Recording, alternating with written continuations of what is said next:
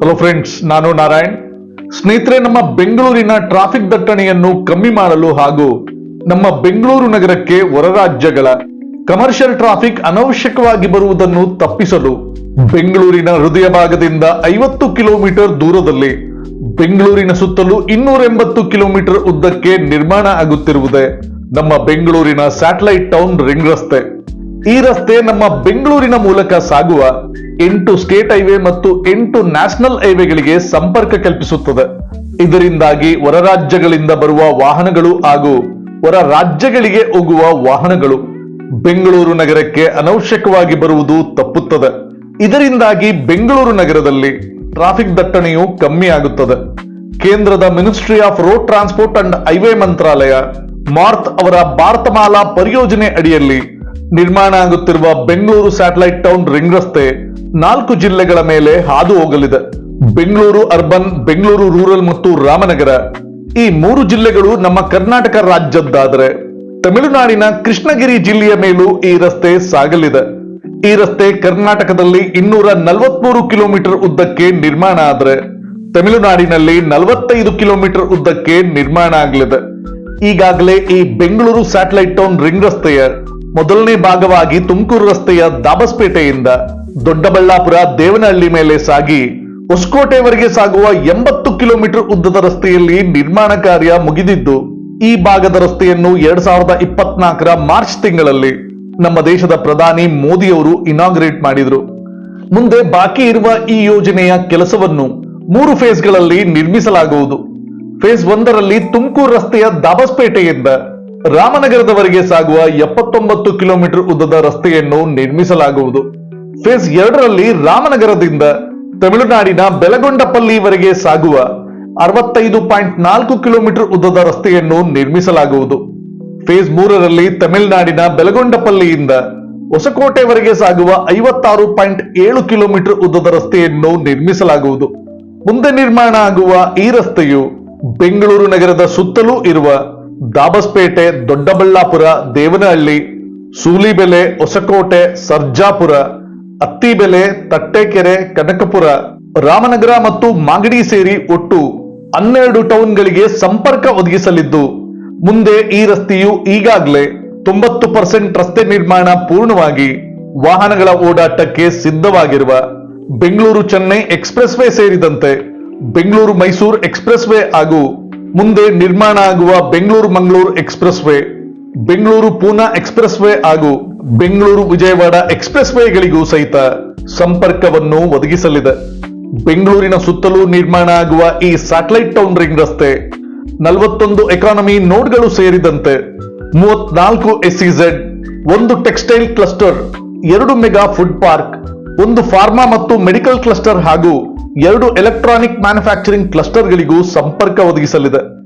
ಬೆಂಗಳೂರಿನ ಸುತ್ತಲಿನ ಕಾರ್ಖಾನೆಗಳಲ್ಲಿ ಸಿದ್ಧವಾಗುವ ವಸ್ತುಗಳಿಗೂ ಹಾಗೂ ಬೆಂಗಳೂರಿನ ಕಮರ್ಷಿಯಲ್ ಟ್ರಾಫಿಕ್ ಅನ್ನು ಸುಗಮಗೊಳಿಸುವ ನಿಟ್ಟಿನಲ್ಲಿ ಈ ರಸ್ತೆ ಬೆಂಗಳೂರಿನ ಸುತ್ತಲಿನ 2 ಏರ್ಪೋರ್ಟ್ಗಳಿಗೂ ಸಂಪರ್ಕ ಕಲ್ಪಿಸುವುದು ಹಾಗೂ 3 ಕಮರ್ಷಿಯಲ್ ಪೋರ್ಟ್ಗೆ ಸಾಗುವ ರಸ್ತೆಗಳಿಗೂ ಸಹಿತ ಸಂಪರ್ಕ ಒದಗಿಸುವುದು.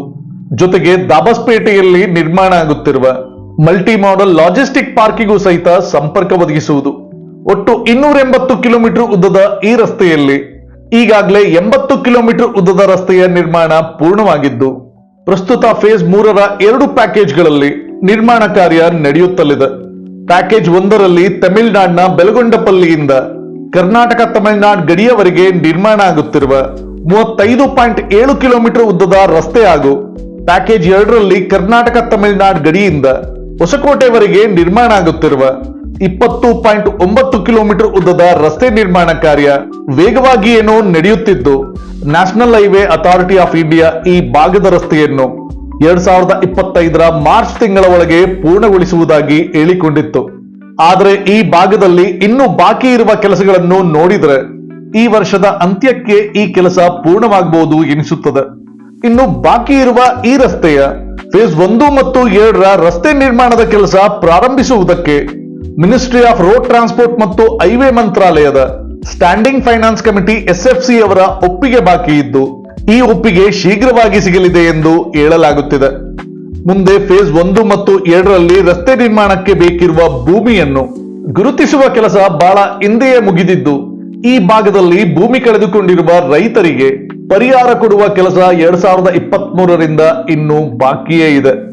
ಮುಂದೆ ಈ ಭಾಗದಲ್ಲಿ ನಿರ್ಮಾಣ ಆಗುವ ರಸ್ತೆಯು ಬನ್ನರ್ಘಟ್ಟ ನ್ಯಾಷನಲ್ ಪಾರ್ಕಿನಲ್ಲಿ ಬರುವ ಅಭಯಾರಣ್ಯದ ಮೇಲೆ ಸಾಗುವುದರಿಂದ ಮುಂದೆ ಈ ರಸ್ತೆಯ ನಿರ್ಮಾಣದಿಂದ ಅರಣ್ಯ ಪರಿಸರಕ್ಕೆ ಹಾಗೂ ಅರಣ್ಯ ಸಂಕುಲಕ್ಕೆ ಯಾವುದೇ ರೀತಿ ತೊಂದರೆ ಆಗದಂತೆ ಈ ಅಭಯಾರಣ್ಯದಲ್ಲಿ ಸಾಗುವ 8.1 ಕಿಲೋಮೀಟರ್ ಉದ್ದದ ರಸ್ತೆಯನ್ನು ಎಲಿವೇಟೆಡ್ ಕಾರಿಡಾರ್ನ ರೀತಿಯಲ್ಲಿ ನಿರ್ಮಿಸಲಾಗುತ್ತಿದ್ದು ಈ ಭಾಗದಲ್ಲಿ ನಿರ್ಮಾಣ ಆಗುವ ರಸ್ತೆಯ ROW ರೈಟ್ ಆಫ್ ವೇ 28.5 ಮೀಟರ್ಗಳ ಅಗಲ ಇರಲಿದೆ.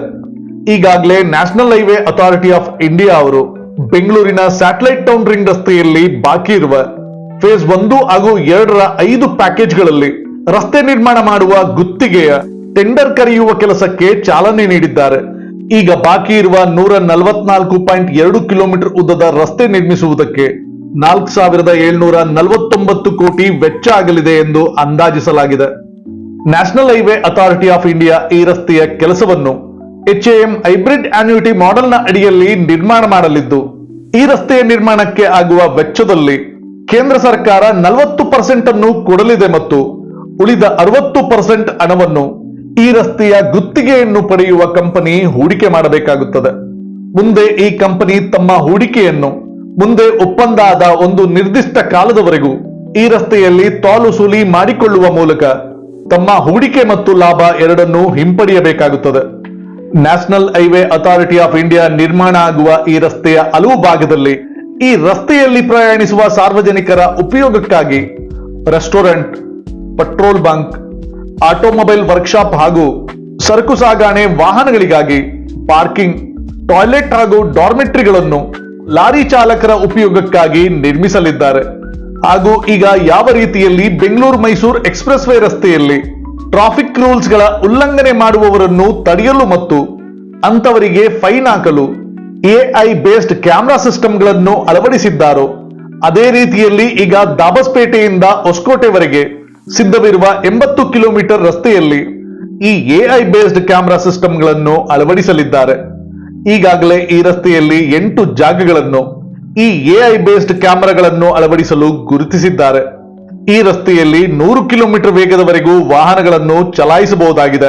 ಅದಕ್ಕಿಂತ ಹೆಚ್ಚು ವೇಗದಲ್ಲಿ ವಾಹನವನ್ನು ಓಡಿಸುವವರಿಗೆ ಈ ಸಿಸ್ಟಮ್ ದೊಡ್ಡ ಮೊತ್ತದಲ್ಲಿ ಫೈನ್ ಅನ್ನು ವಿಧಿಸಲಿದೆ.